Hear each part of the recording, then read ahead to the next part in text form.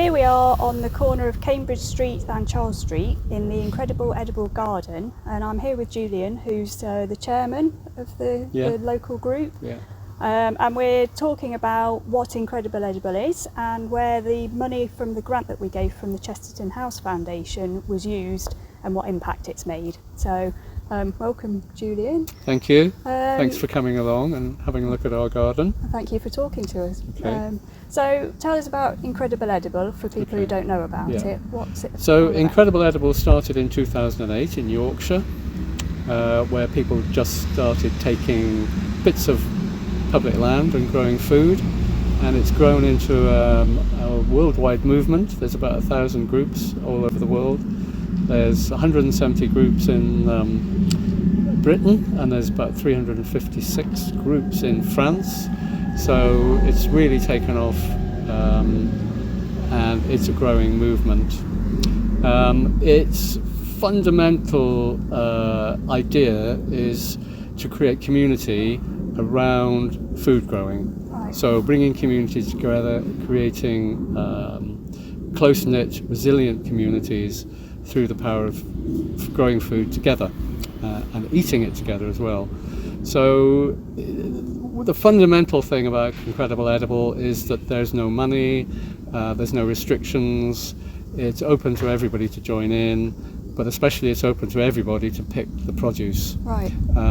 We don't, although we're growing food here, we don't pick much of it. Right. We might take some, but on the whole we leave it for other people to wander in, and we see that the people who pick are part of our community, they're part of our group, because if nobody was picking, we'd be wasting our time.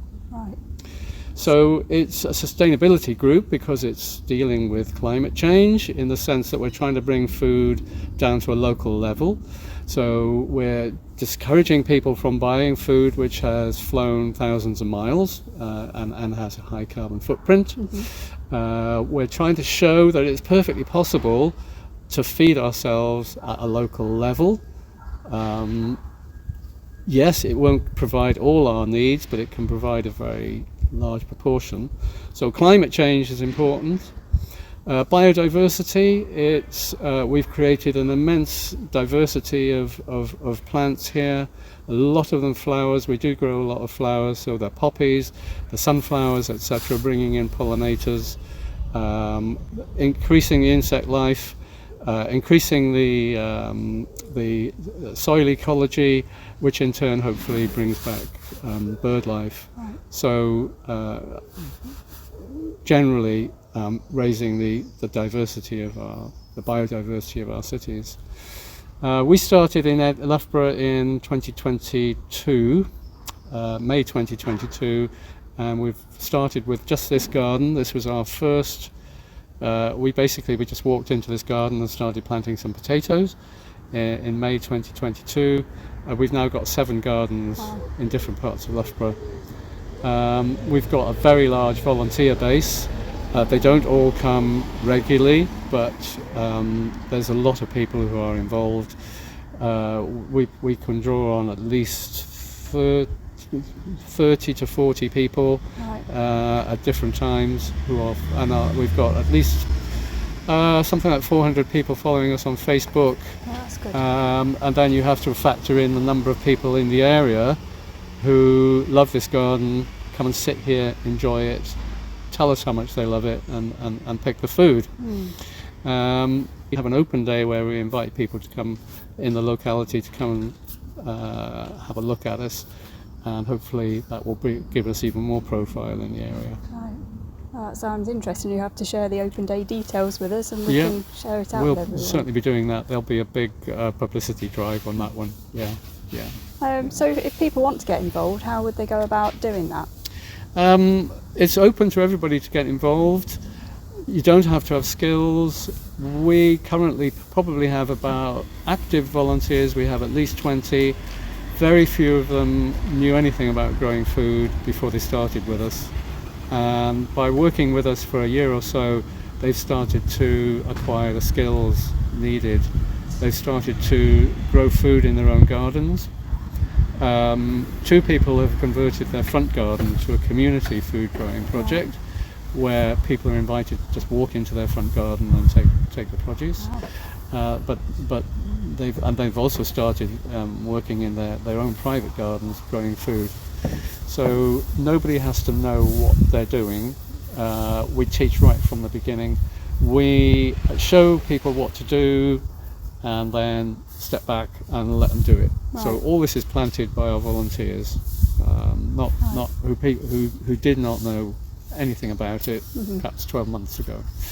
We also run workshops. We have a program of workshops which will be running this autumn and winter at Fearon Hall. We teach about soil health, we teach about composting, and we teach about rotation, all those various things around food growing.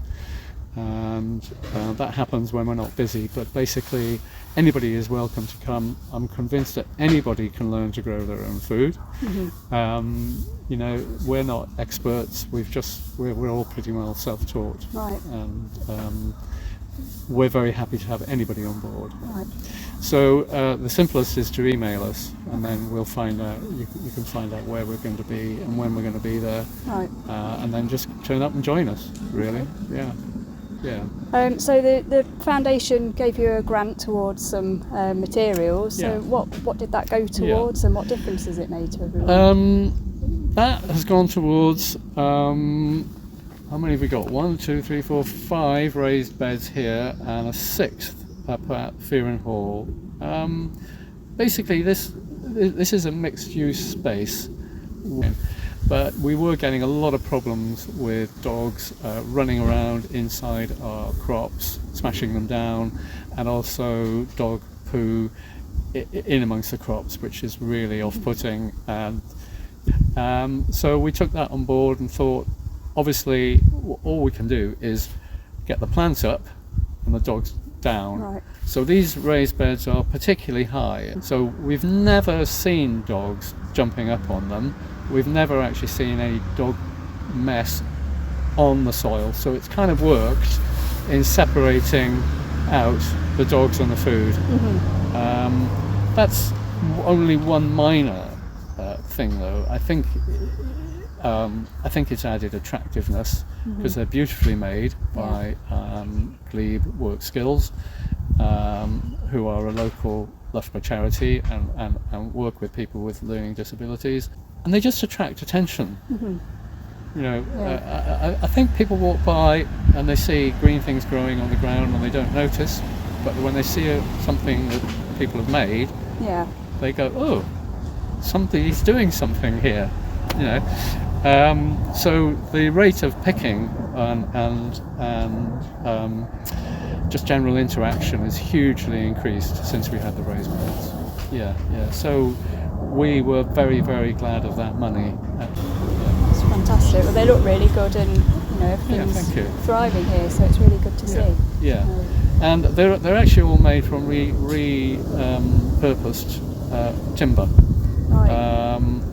I was passing a house with a pile of timber outside it a couple of years ago, and I knocked on the door and said, "Are you throwing that timber out?" And they said, "Yes, please have it." And so all this timber I just took away and stored in the hope that it would become useful one day for Incredible Edible. So it's sustainable from that point of view as well. It's all reused. The compost all came from Loughborough University.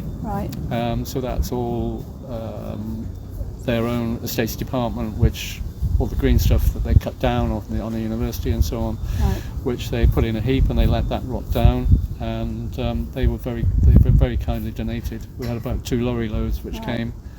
We had to get a lot of people because it was deposited in the middle of the road. So we had to get a lot of people and a lot of spades pretty quick to move it in.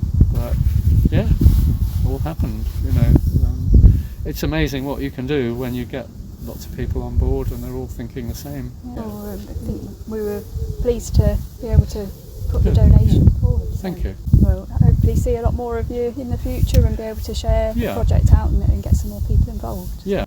Oh, thank you very much. Okay, thank you.